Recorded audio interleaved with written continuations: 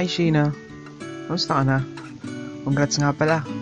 Kasama ka sa may mga awards, di ba? Galing. Keep up the good job. O may totoo.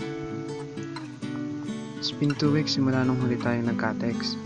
Madalas ka mag-GM kaso hindi ko alam kung magre-reply ka kapag nag-text ako sa'yo. Alam ko kasing naiilang ka pa sa akin eh. Gusto ko sana malaman kung ano yung sinabi sa akin ni Minfong na parang natakot ka daw. Pero parang may kutob ako kung ano yun. Yun ba yung huling GM ko nung March 7? Alam mo, mahilig kasi ako mag-GM lalo na pag di ako busy.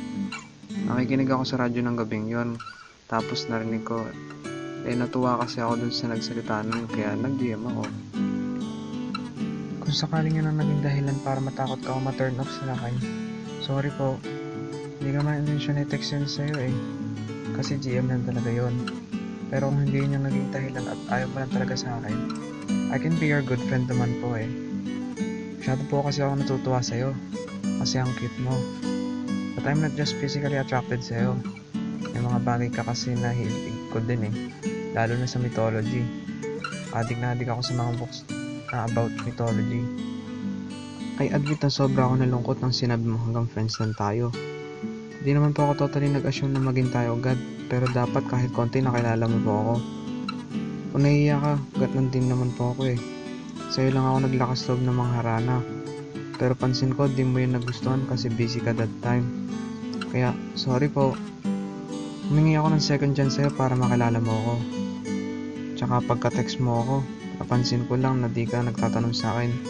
Sagot ka lang ng sagot sa mga tanong ko.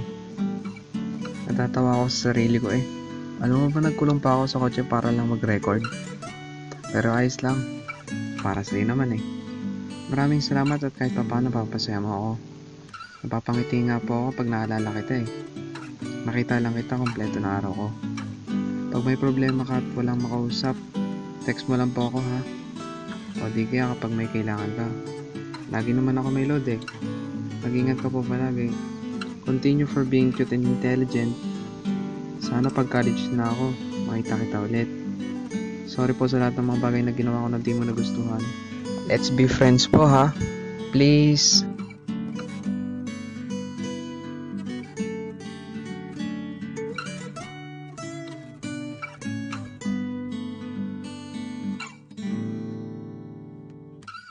I can feel you calling.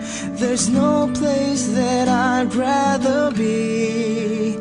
Just here with you, sleeping, if only in my mind. Until then I'll sleep.